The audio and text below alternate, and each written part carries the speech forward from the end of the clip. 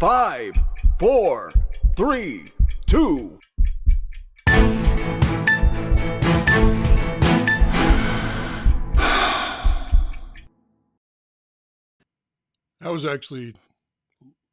That's old school, man. We went way back for those two. How you doing, folks? Jeff Colson, Junior Hockey Advisor. On the other side of me right now, there he is, the man, Mr. Bloom. Mr. Colson, what's going on? I was concerned that you weren't going to make it tonight. I'm here. I'm ready to go. Put the hat on backwards so you feel I would like to. 28. My hair is getting too long, so it's pushing the hat right off my head. The younger generation, you can't teach them how to dress. Can't teach them about politics. Nothing. It's all bad. World's coming to an end. Yeah, that could be true. All right, this is Junior Hockey Advisor. We get together at least once a week, if not more, and we talk junior hockey. We talk about teams, coaches, players, issues, news, a lot of things I want to cover tonight. Mike, you and I chatted just for a little bit, but first of all, how you doing? How'd the week go? Did you have a good week? Yeah, not too bad. We, if you remember last time we were on air, I was in Detroit for a tournament. Didn't go as planned, but that's part of the learning lesson for the season is overcoming some adversity. So now we're hitting the week of practice, trying to get better for next weekend. Hitting the week of practice is not always a bad thing. There's many things to be learned in practice. So, I wouldn't look at that as an issue. Junior hockey news today. Something came out yesterday. It's the watch list. Don't know if you saw that or not. I didn't get a chance to look through it. Yeah, I didn't. I browsed through it a little bit. And for those that don't know what the watch list is, the NHL puts out a preliminary list of players to watch that are undrafted players. They're college players. They're junior players. I saw a couple of Minnesota high school players on there, just a couple. But it's not that accurate this time of year. It's an honor to be on the list. If you're a player, you want to be on the list. But, you'll also see if there's a coach or a distinguished player inside of an organization. A lot of times they'll throw that kid on the list as a player to watch. And you're like, okay, I get it, But nothing spectacular. There was 2 North American Hockey League kids on there, about 16 from the BCHL. None from the NCDC. USHL, as usual, has a good amount of players, and the National Development Program has a good amount of players. So nothing is spectacular. I didn't do the percentages yet. Normally I'll break it down into, who's coming from where, but I just haven't had a chance yet. Busy, man. Just busy. That's all I can say. Busy time of year right now. So, yeah. But, first of all, we're buzzing on the discussion groups. Folks, thanks for coming on. I see some of you are on already. Thank you for popping on. And thank you for saying hello. If you haven't yet, jump on and put your comments on. You can do it on the discussion page. You can do it on the app that comes along with when you pull this video up. You should have been able to see a little thing that said, hey, do you want to jump on and put your name on Restream? That's what the service we use to do this. Or you can do it on YouTube, wherever you're at. Feel free to put a comment on. We'd love to hear who's watching and hear what your thoughts are. Tonight is open mic night. That means, hey, you want to ask a question, you want to spew something out, you want us to talk about. We are going to cover whatever you want us to cover. We'll discuss it.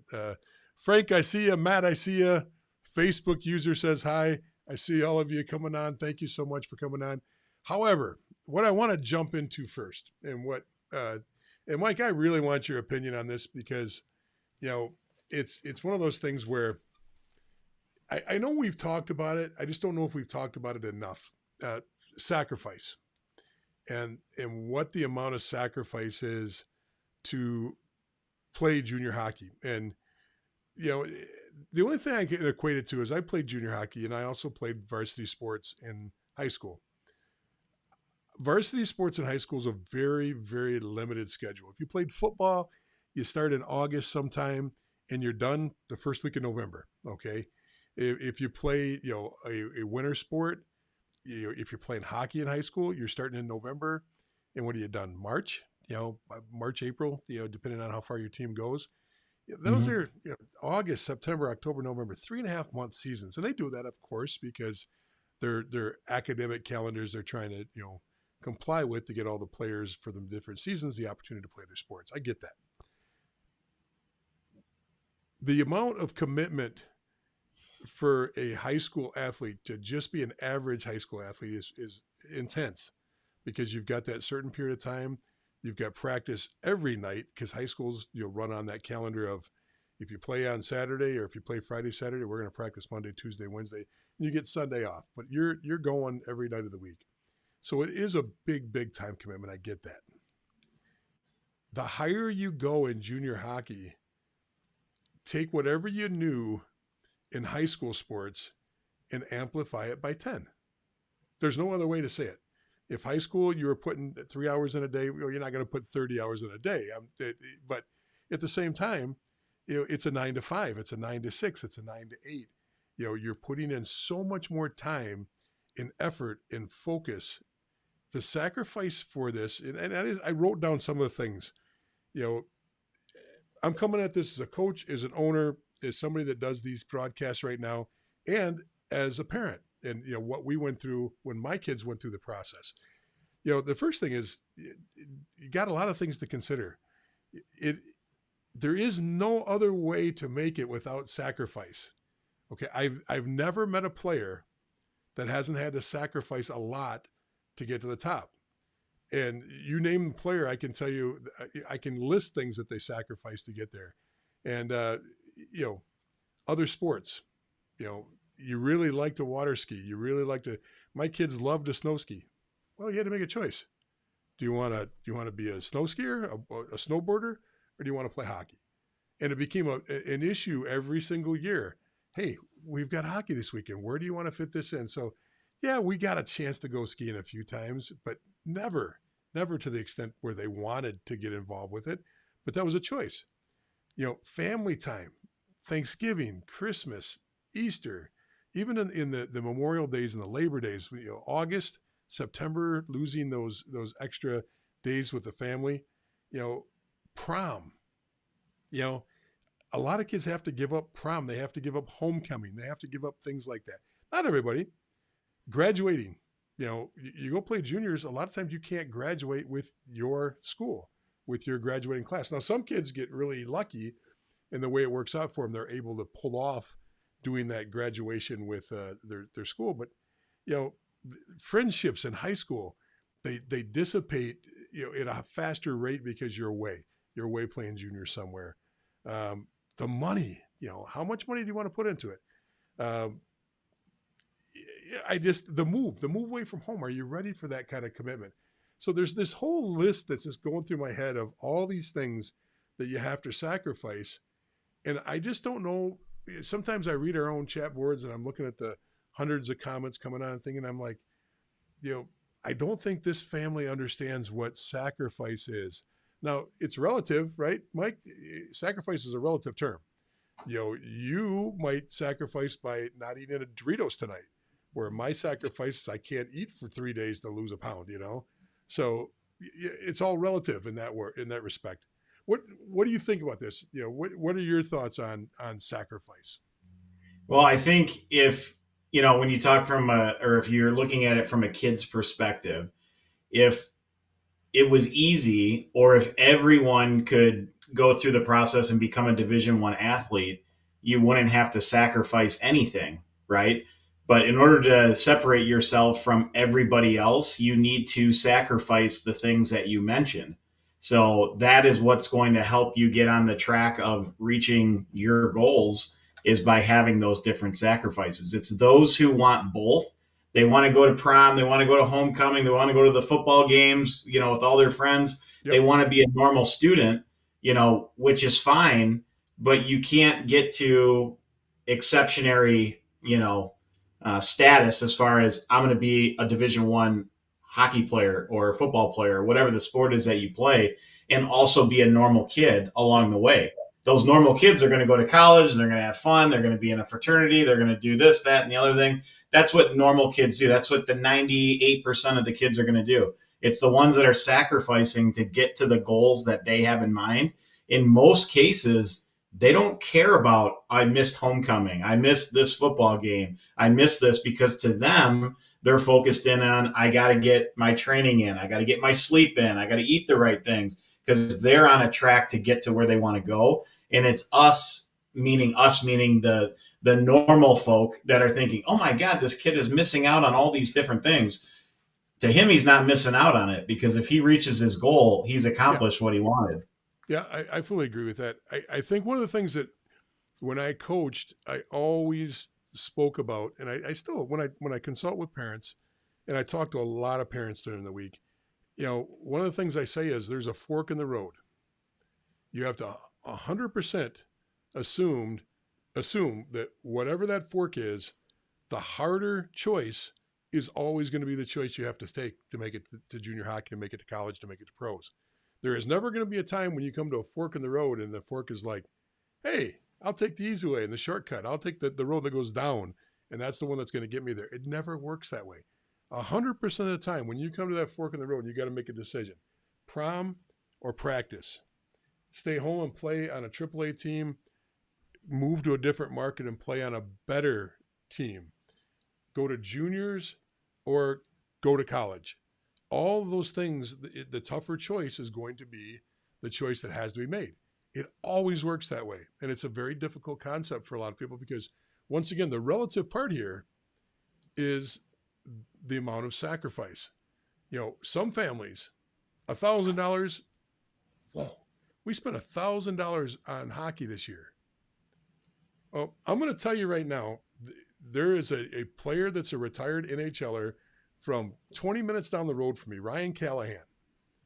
Ryan Callahan, I have known the kid since he was 13, 14 years old. I don't remember him from before that. His dad mortgaged their home so he could be developed. He would get ice time. He would bring in college players. He'd bring in his own skating instructors. The dad mortgaged their home. Think about that. For his ability to play. And this is before he had a big time agent. This is before he was in the OHL. This was when he was a high school player and a travel player in the local area. Now, he was good, and nobody had an idea how good he was going to be. I don't know of anybody that would have said, he was going to be a captain of an NHL team and play for New York and play for Tampa Bay and do all the things he did. At least a 10-year career. I'm not sure exactly. Don't quote me on that because I don't know. But he had a long career. Mortgaged the house. Now, would they turn back? Probably not. They probably wouldn't say, well, that was a bad mistake. I'm not saying everybody has to mortgage their house, but there's a relative scale. Some people think $1,000 is going overboard. Some people are willing to give up everything they've worked for that opportunity. So that's relative. But, there is sacrifice, and there is a scale of how much you have to sacrifice. I was just looking at the Michigan roster today and going through the University of Michigan roster on players. And even kids from Michigan left home. They went somewhere else to play to come back to the University of Michigan. And it's amazing how many kids on that roster, and I use Michigan because I went there, my son's there, my wife went there, my daughter went there. So it's a good school for me to always look at. But, I just, across the roster, just popping up names and looking at names. And it's just amazing how many of these kids, that grew up in the state of Michigan, spent a few years away from home to be able to get to where they're going. I'm sure, there's kids like, I don't know, take Draper's kid, Draper, the famous Detroit Red Wing, his kid played for the NTDP for a little bit. Then he went to St. Andrews. Then he went to Chilliwack up in the BCHL, and he had the ability to play at home and do a lot of things at home. Now he ended up coming back after a few years. It's just different perspectives on this, and you can't get away from it. It doesn't matter if your dad's the next NHLer. You're going to have to sacrifice. You're going to have to work hard, and you're going to have to do things. So that's it. Anybody have any comments on that? I'd love to hear what other people's comments are. Coach Bridge, good to see you on the show. We got a lot of Facebook users coming on from Tampa Bay. That's awesome to see. We've got people coming. Okay, question came in. Okay, it did say ask me anything. On all the things I put out today, it said ask me anything. That was the show today. Ask us anything is what we actually put, Bloom.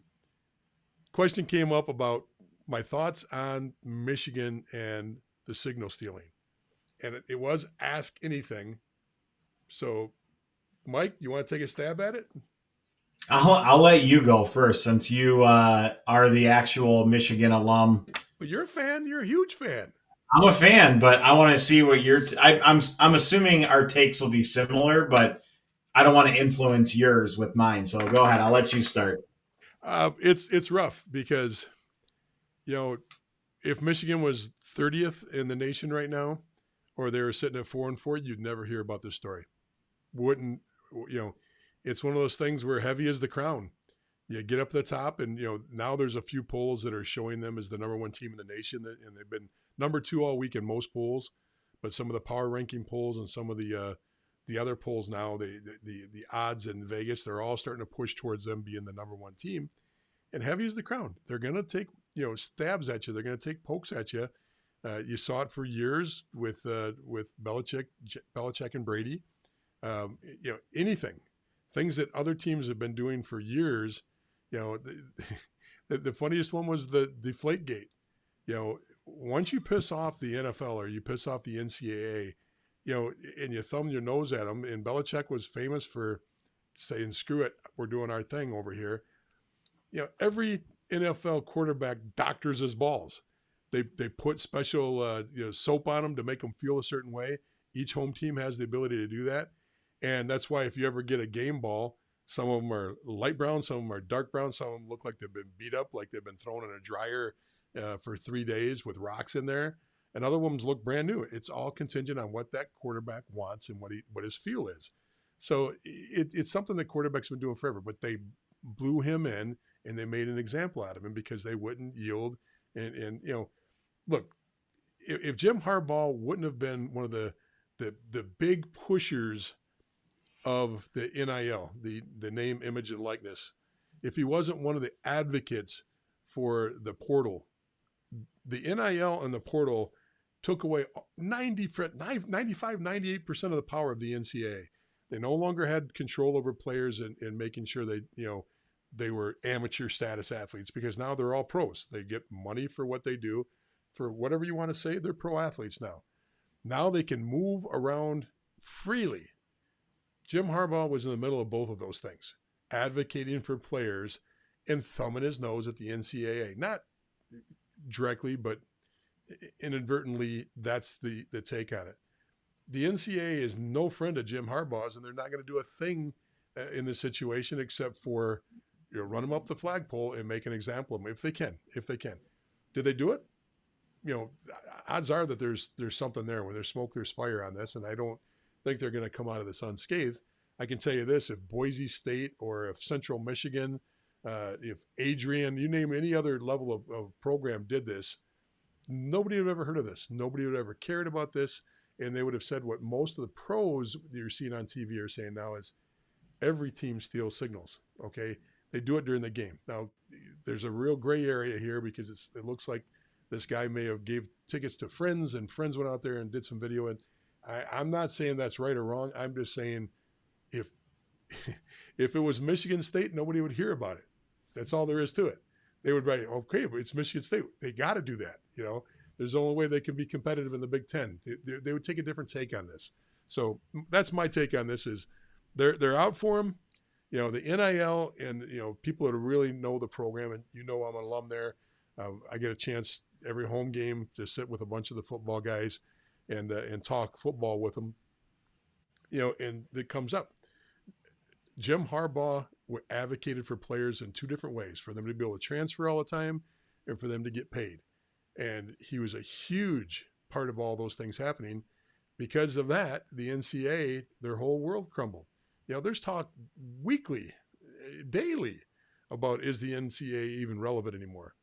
And here you go. Here's why. They'll take something that's this big and make it look this big because they're trying to find anything to get the guy and to put him in his place. That's my take on this. One man's opinion. I want to hear yours. Well, I think the whole thing's a crock of shit, to be quite frank. I think the NCAA actually is looking worse in this whole thing than they are gaining any type of power back. I think it's funny that they're basically upset about a coach from Michigan staff going and watching two other teams play and gaining information from watching them play. It would be no different than any of us, like me, coaching a AA hockey team. If we were going into a state tournament, I would be watching how the teams play that we're going to be matched up against and going to their games to watch them play other teams and picking up their tendencies and different things like that. And the NCAA is saying, well, it's okay if you're watching video of that game being played or the telecast of it, but we don't want you to have people in the stands watching the same game. Now, I would see a problem if somebody snuck in and was like secretly videoing their practices and things like that. That would be different. But going to a live event that anyone can have the ability to go and see, and if you are a trained coach and can pick up tendencies and their signals and then bring that information back, the fact that it's blowing up to where like this is this huge elaborate, plan or whatever, it's so silly that it almost makes me not want to listen to what they're saying about it, because it's like they're trying to make something out of nothing, and people who aren't necessarily following along. Did you hear what Urban Meyer said the other day? Who? Urban Meyer. He's a guy that used to coach Ohio State. Yes, I remember him. I don't know. What Urban Meyer said on live broadcast was, "Hey guys, at every Michigan game," and then they cut away from him. They never went back to it. It's like right. Basically what he said was, "Of course we do that. That's part of what we do, So it's a."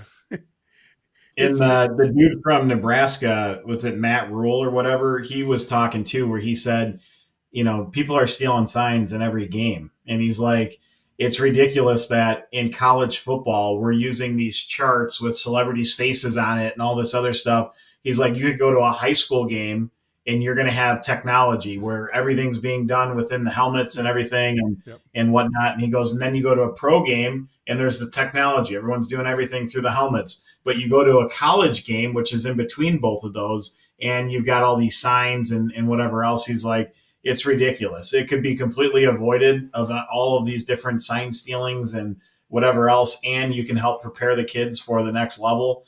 And neither are happening at the college level from this aspect. And I don't think there's a rule in place that I've seen from the NCAA that says that what they did was wrong, like from a rule standpoint. Yeah, they did. They pulled out a few rules. One was a 1995 rule that says they banned actual coaches from attending other games. You can't send a scouting staff out. Technically, they didn't, because even the guy they're talking about, right? He stays on the sidelines. The allegation right now is he bought tickets for other people and let other people go sit there. So, is that just playing within the rules and skirting the rules? It's like a loophole. That's what I'm saying. Loophole, right? There's a lot of things there. So that's number one. Number two on that, the other rule is it does say you can't use electronic recording devices against your opponent.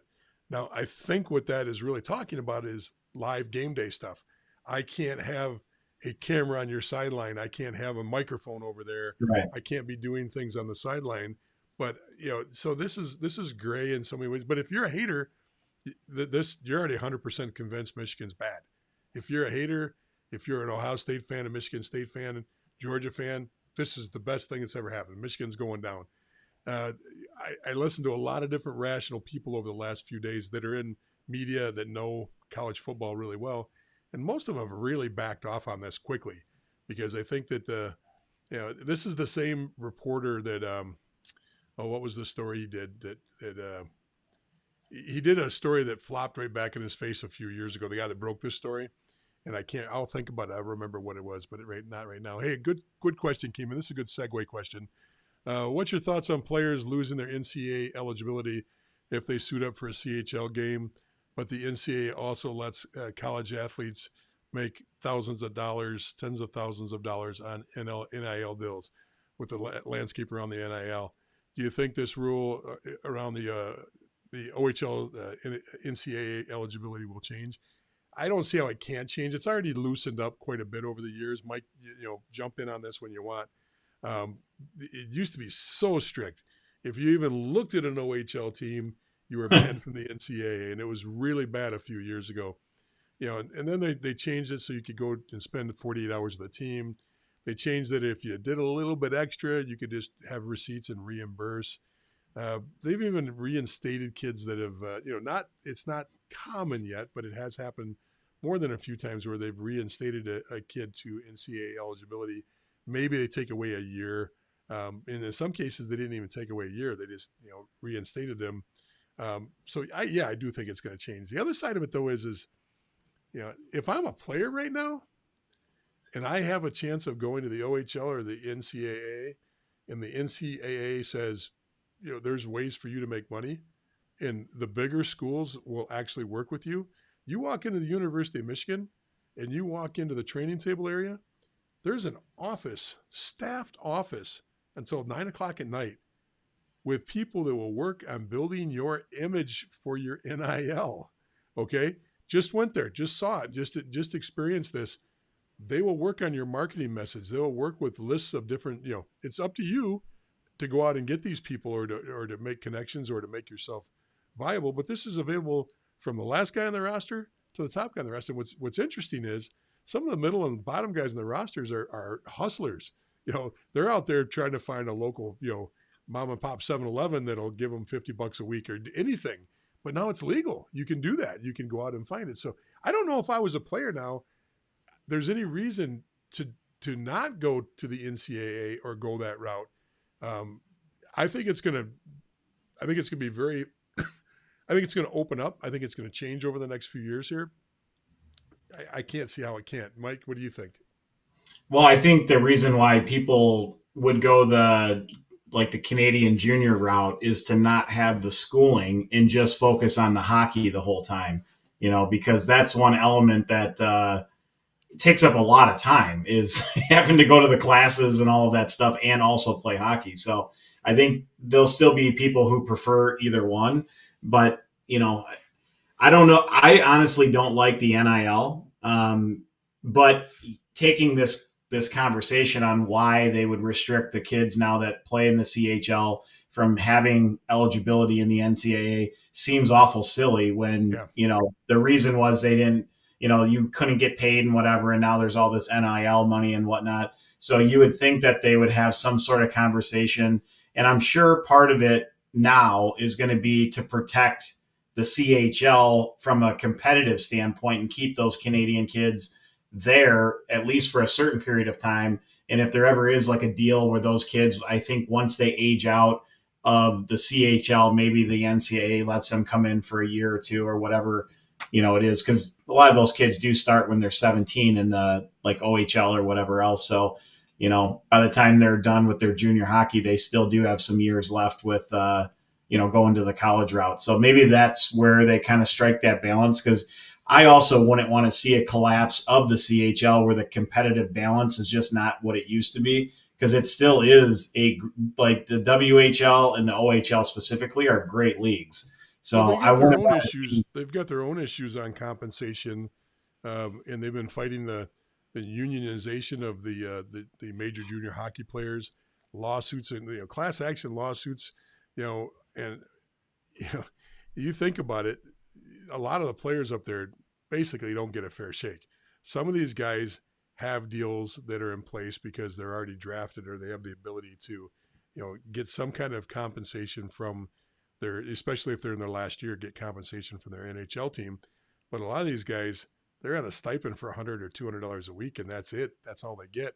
And so there's a disparity in the team. You got one guy walking around that's got $90,000 coming in. You got another guy that by the end of the year, he'll have $3,000 in his pocket, and that's Canadian money. That's not American money. So that's like having 58 cents. I think it's not much at all. So, but that's it. We could talk about that a lot. That was a question that came in about uh, I think thanks for popping that question up. But it all led off that conversation about Michigan. At least we got to rant about it a little bit. Um, You feel better now? yeah, You got that out there? yeah. Hey, did you notice my shirt though? I Forces, did. baby. It has like a military feel. It does. It does. It's got the logo. Got the Jumpman thing going on over on this side. I like Yeah. it, and it's that stretchy stuff. So I can eat a Yeah. couple more hot dogs and That's still be right. okay here. That's right. All You right. got your yoga pants on. Uh, I don't understand those. I don't understand those pants. I don't understand them. I'm old school They're when it for comes to women, that. Jeff. They're for women. That's no Lululemon is like the college hockey and junior hockey thing now. They all I wear understand Lululemon that, but pants. they're not yoga pants that they're wearing. They're pants that are Lululemon. They call them joggers, okay, but they're not. They're just a little bit baggier Lululemon pants, okay. All you That's do is enough. if you're a No, guy, you buy a bigger size. So that extra bagginess is what separates the two pairs. oh, all right. What else we going to talk about? Any other questions coming in? I got some of that came in a little bit earlier that I can get to if you don't. So, hey, I don't know if you were paying attention much to our board today, but I asked the question the other day. I threw it out to the whole group. I said, "What is one thing you would do differently regarding the hockey path of your family? No judgment." And my answer was pretty benign. I said, "Look, I wouldn't spend money on the expensive gear from. I mean, the day one, my kid was wearing vapors. He's out there as a 4-year-old with two, and I honestly was obsessed with trying to give him every opportunity. Now, don't get me wrong, because I had sponsorships myself as a trainer, as an on ice trainer, and we had junior teams. A lot of things I could get a deal on, but that was later, But his early years, I spent thousands and thousands and thousands on just crap that, you know, who needed a brand new pair of skates when you're 4 years old? I could have put him out there in 12-year-old skates and nobody had known the difference, and he would have done just fine. There'd have been no difference on his performance level. But that was mine. But man, there were some people that got into some great things. I don't know if you got a chance to check that out over the last couple of days. Yeah, I saw the question. I was starting to read through some of them. And one of the things I was interested in seeing, and I might have only seen one comment on it, but, obviously I'm still hoping to have a kid that comes through hockey and different things like that. And I always wondered, like, the people who got their kids into AAA hockey very early or very young and kind of went the AAA route all the way through, if they would regret maybe not going to AAA as early and shelling out all that money for that many consecutive years, or those who may have played AA or whatever up until a certain point and then went AAA, so it was, not as expensive all the way through. I was wondering to see if anybody would have regretted either putting them in AAA too soon or waiting too long to put them in, thinking like maybe we missed our development window. That's a great question, and that's a great topic in itself about when do you have to step off or when do you step on the escalator. I'm one of those that with our first kid, started late, started at 10 8 9 10 9 10 years old. Did fine, played college hockey, won a national title, played in Canada, had a great experience. But because we didn't think she was interested at the time, nobody put any effort into developing her when she was young, because she just didn't show. And then one day she went, "No, I want to go to the rink." I lived at the rink. I was there every day. My office was at the rink, and she still had no interest up at that point. But when she clicked in, it was fine. So, and she actually started out in tier 2 for the first couple of years, and it was perfectly fine. We just didn't know if she had a drive for it or not, and was interested.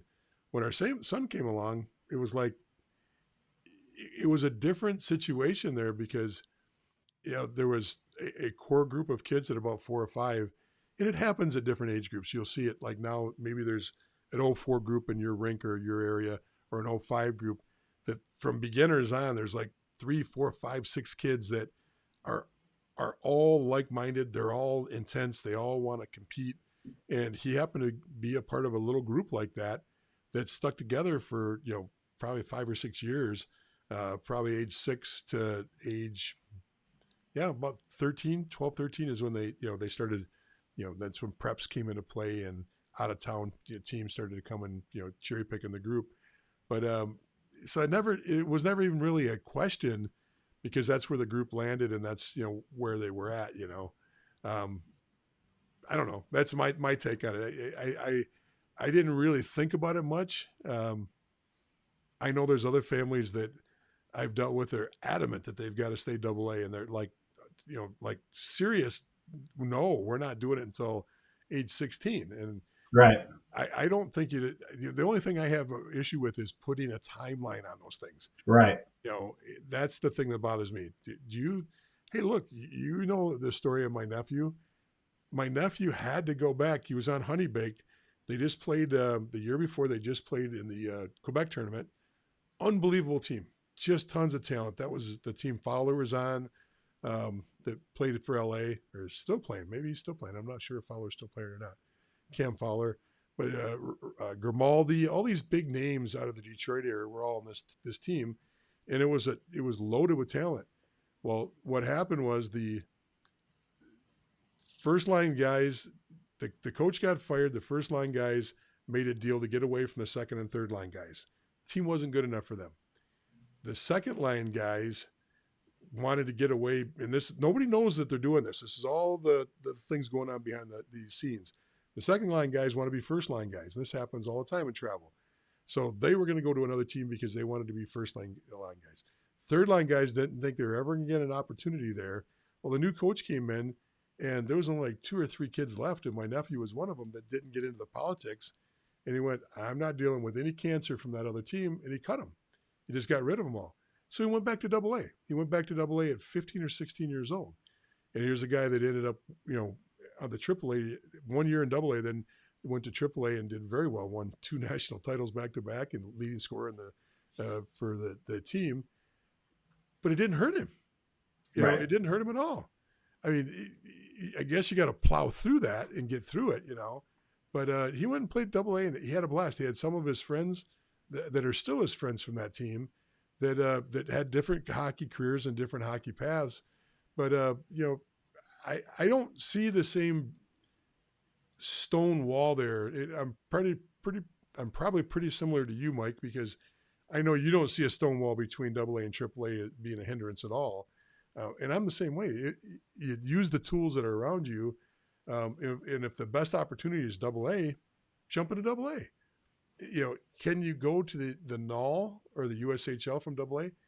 Near impossible. I mean, the odds are literally 1 in 10,000. But it can be done, What thoughts, Mike? I'm talking a lot. Well, I think in that scenario, when we give advice to different people and whatnot, it's more where are their players, where do they slot on that team? If they're like a 4th line guy on a AAA roster, or they could be a 1st line guy in a AA roster, in many cases, getting more of the reps, more of the ice time, things like that, it makes more sense to take a step back. That could actually help your development, and then you could make a big gain and maybe not be a 4th line AAA player the following year. You could be a 3rd line, or maybe even sneak into the top 6. You never know. But if you're constantly playing AAA year over year over year, and you're like 3rd or 4th line, and you're penalty kill, and just you're getting 8 to 10 minutes a game, you're not going to get any better. You're not going to get the eyes that you think that you should get, or that other kids on your team are getting, once you get to the ages where there's scouts looking and whatnot. So in order to improve your talent, you should probably take a step back, get on power play time, get on, last 2 minutes of a game, pull the goalie, you're a part of all of those scenarios to help your development.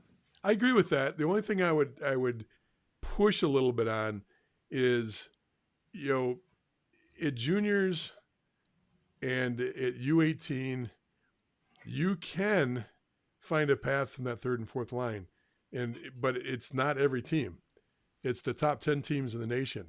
It's the teams that are, they're so stacked that their players are moving that other coaches go, wow, I better grab somebody off that team. Oh boy, that's the hottest team around. They've got 8 guys going to the NHL. I better grab something, and you and I see it in our scouting. We see it on, hey, look at whatever team's hot in the USHL. They've got 3, 4, 5 guys that are going to be NHLers on the top end of their team. All of a sudden, there's other guys that are getting, picks to major Division I schools that you're like, wow, I didn't see that. But the reason is because when you surround yourself with talent like that, it does trickle down. It's trickle down hockeynomics. I think that's what Ronald Reagan called it. But it's one of those things where it does work to an extent, but not for the 40th team in the nation, not for the 50th team, because they're struggling to get and you'll also notice that a good coach wants to clear his rack off of that. You go and watch a good Tier 1 elite game. You go watch a good prep team play, and you watch a seasoned coach. He's pushing to get his first 2 or 3 guys out of the way. He wants them done. He wants them to be tendered in the null. He wants them heading to the USHL. He wants them to be off the board so he can talk about 3, 4, and 5. And then he wants to get 3, 4, and 5 done so he can talk about 6 and try to get down that list as far as he can. But you can't start off, a coach can't start off talking about your kid if he's number 7 if 1 through 6 aren't taken care of yet. So it's one of those things where, it does work for the top teams, but you have to also realize it takes time with those top teams. You can't go in and go, oh, it's November and this coach hasn't once called me up and told me that a school's looking at him yet, or it's November and I hear he's talking about all these other players to coaches, but he's not talking about my kid. That's not a bad thing. It's just the way it works. You got to play the math on that, Does that make sense? Yeah. Yeah, I was just going to say, though, I think it works from the perspective of getting opportunities when you're a 3rd or 4th liner on a top team. Let's take an 18 team because that's different. 16s are different because a lot of the top guys will go to the USHL, and then that next rung of guys will either continue to U18, but they'll also be the top end guys at that point. But if you're looking at a U18, say AAA roster, yep. Even if you're a top team, those 3rd and 4th liners, they may get tendered or even drafted or whatnot, but a lot of them will play 3, 4, 5, 6 games into the season. Then they'll end up falling back down to a lower level, Yeah, so because their skill set is such where let's put it this way, midget hockey is completely different than junior hockey. So the way the bottom 6 guys play in midget hockey isn't the same as what would be expected from a bottom 6 guy at juniors. Yeah. So in many cases, the top guys work their way into a bottom role at juniors if they've got the skill set to kind of be a bottom guy. So getting back to, there's a lot of comments coming in, and one comment was, you go with where the training's at. I fully agree with that. Max Field, a friend of the program, says, I wish we lived closer to Detroit to pursue AAA, of course, but those lower levels hockey equal more ice. It touches to develop. So he's right. He lives way up there in the upper part of Michigan, and I can understand where he's coming from. There was a comment that bothered me the other day I want to address and talk about a little bit. It was part of the conversations that are going on in our discussion group, and I'm not going to mention names. I'm not going to mention teams. I'm just going to lay the story out and give you the scenario. It was a parent, and the parent was talking about their junior player who was a young, I believe a minor, but he was playing juniors. And he just made the move to this junior program. So he's a first-year guy in this program, which, most young guys are, first-year guys. You don't get, you usually don't get a 15 and a 16 year. You usually get a 16, and then you're on the team and you play from there. Playing Tier 3. And the thing that was interesting was the kid wasn't getting much ice time. He's only getting a few shifts a game. And late in the game, the assistant coach came up to him and says, and the kid had sat for most of the period, and there's like 5-6 minutes left in the period, and the assistant coach asked him if he wanted to go out, and the player said, "No, I'm cold." And I'm thinking, that would only happen once. That would only happen once. I mean, there'd be a learning lesson there, and you'd teach from that moment about, commitment. But I'm not sure as a player or as a parent that I'm comfortable with a kid that makes that decision. And God bless him. He's probably a great kid. And I hope that this was a learning lesson for him. And that this actually, turns into something great for him. I hope there was a lesson there. But I think there's a lesson on both sides. It was interesting that the parent was discussing this on the discussion board as a concern, but missed completely the point that I made, which was the kid should have got his ass off the bench and skated. Because if he's going to play juniors, that's going to happen a lot. He's going to be cold up in the stands. He's going to be cold on the bench. He might be cold because they put him on top of the bus for the ride home because there's no room because the veterans are sitting in the seats. Okay, it's part of it. You go to college. It happens. Okay, you might spend 3 years getting cold in college. Okay, you might spend your whole time getting cold in college. You go to the pros, you're going to get cold because they only play 2-3 lines in the pros. The fourth line gets a couple shifts a period if they get a shift in the period. Okay, it's going to happen at every level, and you have to deal with it. And you don't hear a pro player going, "No, coach, I'm cold. Haven't been out there this period yet. It's, there's only 4 minutes left in the game. Find somebody else." Happens once. There, it happens and it's done. In college, it would happen and it's done. You're done. In juniors, I'm hoping that the coaches and the parents and the player use this all as a learning process where it doesn't happen again. You can say, "Oh, he would have pulled a muscle."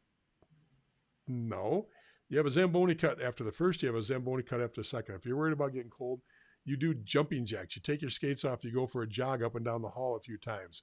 Okay, you get on the bike if you're on a junior team and you ride the bike. I know a lot of guys that rode the bike, and all of a sudden now I got boom. The comments are coming in like crazy now. So, but Mike, what are your thoughts on this? Am I being too old school on this? Should a player be able to sit there, maybe bring his blanket and his hot chocolate, or what are your thoughts on this? Well, even though you're way, way older than I am, mature. You know what? I have grays. I can actually see some grays in my sideburns here. I think you gave them to me, so Probably. Be proud of that. But no, I agree with you. I think that the coach coming down and basically having that conversation was a test, and the kid failed it, and that's the best way to put it, because you're looking for guys that no matter what are willing to go through a wall for you. And I think a lot of times these younger kids, the way that they've been parented is they feel like they have leverage or a say in what happens with their life. And when it came to that, it was kind of like a wine. And again, I didn't see this conversation, so I don't even know what's been exchanged on the board or whatnot, but it's kind of like he was like, "No, I can't go out. It's not the right conditions for me. I've been sitting too long, which is your fault for not playing me. So now you need me and I can't go out there." So he's using that as a token to say, if you want me to play, you got to play me more because of whatever else. And quite frankly, if that was me, like you said, that would happen once and we'd move on, and there'd be a player sitting in that seat that would be ready to go when they're tapped, to go out. The joke for me, when I was coaching on the bench all the way from college to juniors, whatever level I was coaching, is I would actually say, you, scoot closer. All right, sit on my toes. They're freezing.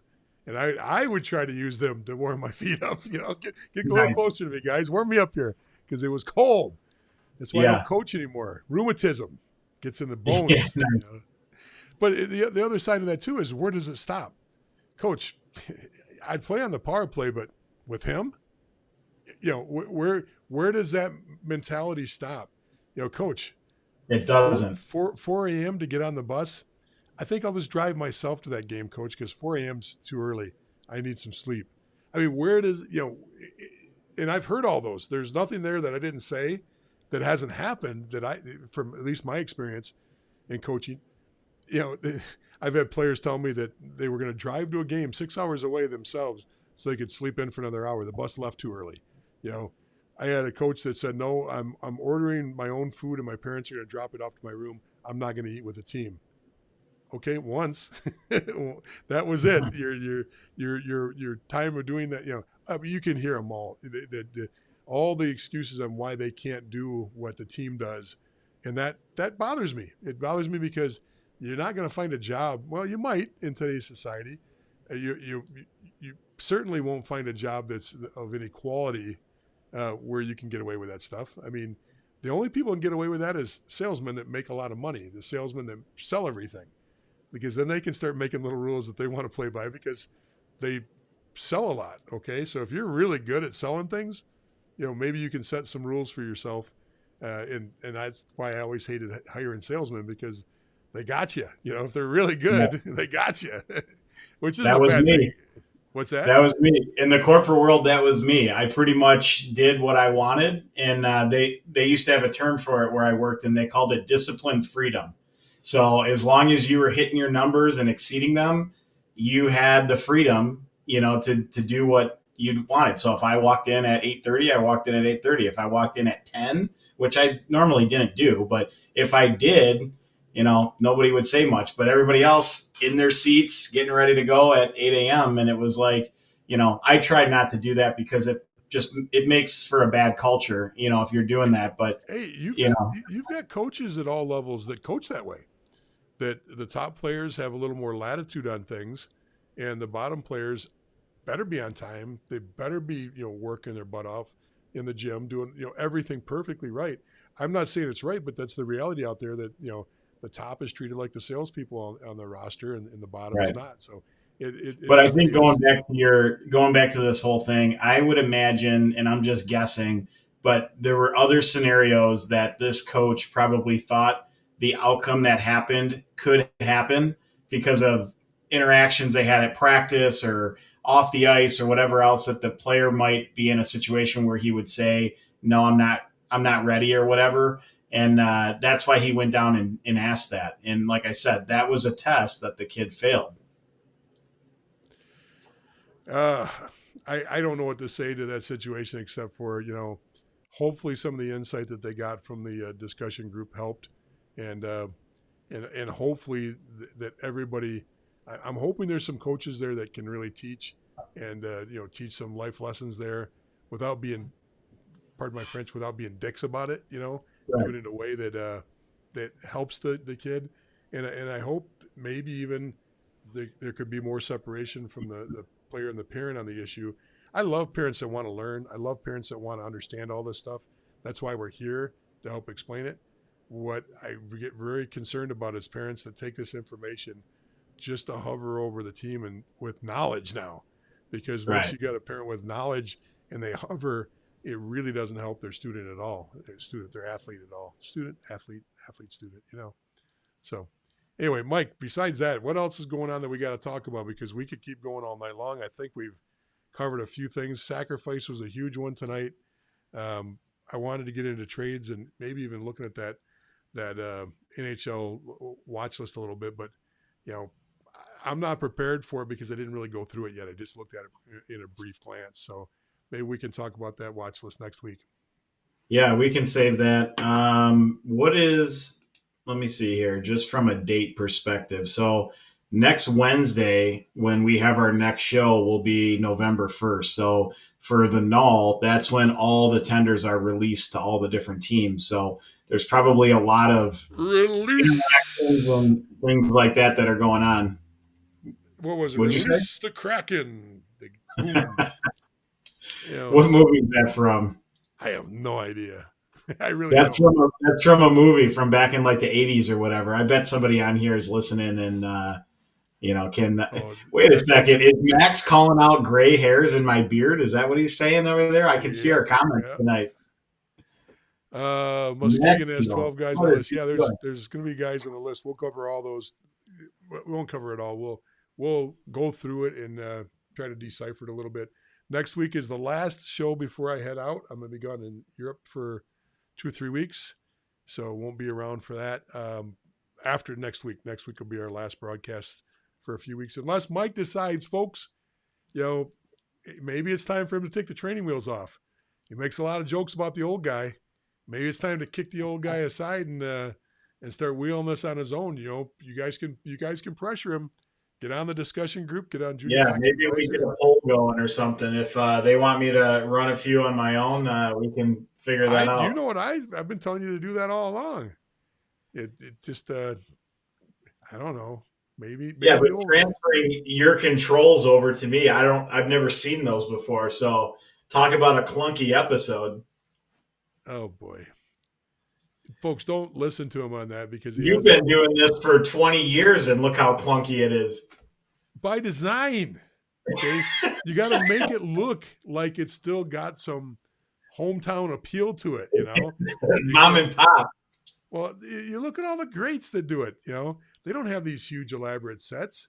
You know, all they got is a desk and a light behind them, maybe a little light with their name on it. But you know, everybody's trying to do it where they look homey, and I got that down pat.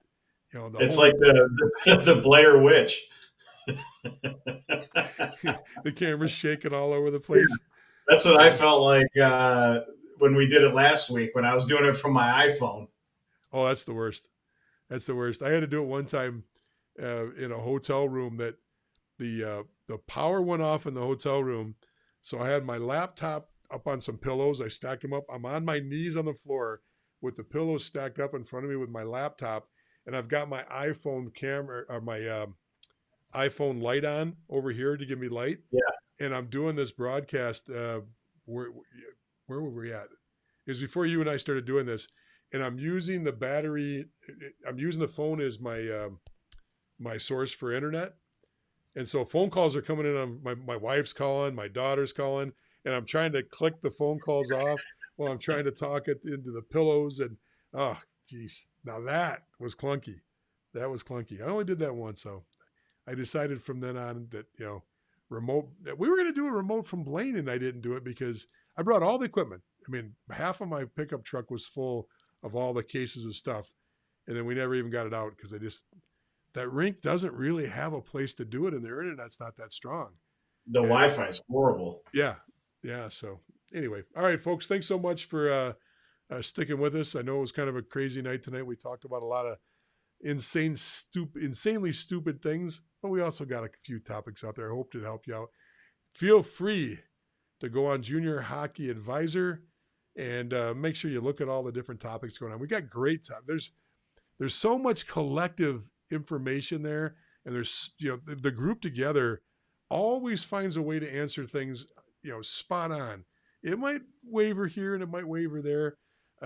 You don't have to listen to me while you're on there, but I would recommend going to our YouTube page and going to Junior Hockey Advisor and liking and subscribing. We're clicking so close to 1,000. That's our number to hit. And I know for a lot of you that are my age or older, YouTube isn't your first choice to go to for news or for information. It's newspaper, then it's reruns of Walter Cronkite, then maybe a VHS tape, and then Lansbury. Yeah.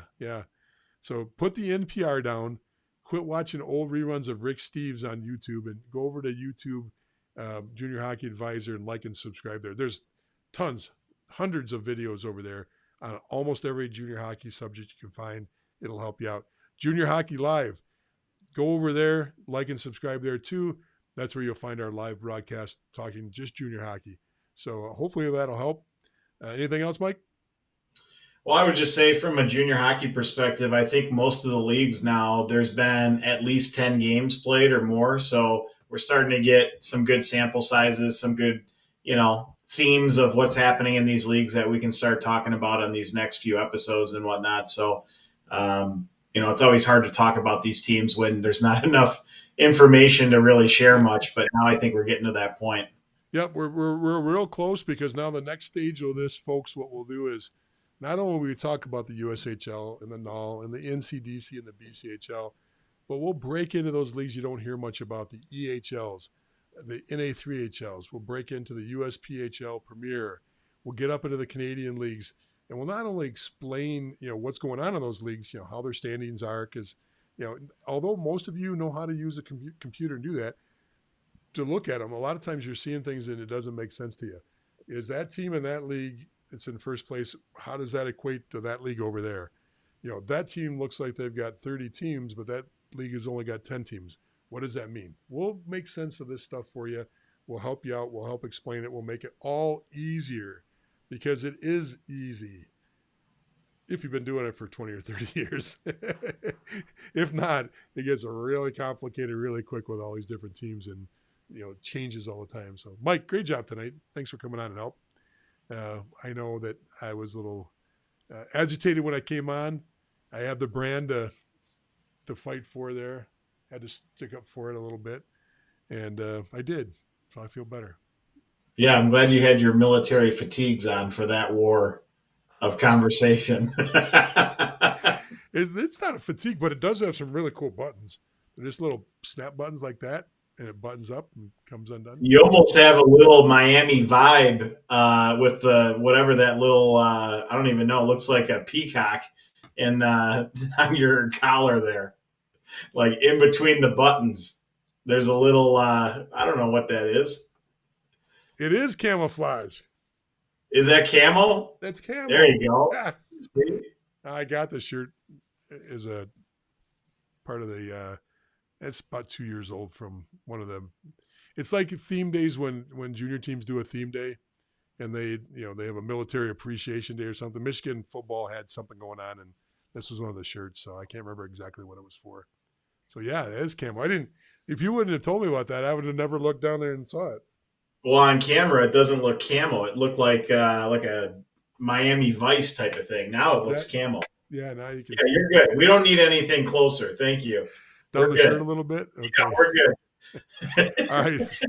We don't need I'm anyone not trying to show skin, folks, that you would really, really have a problem with that. So, all right, folks, have a good night. Thanks, everybody. We'll see you next week, and go blue.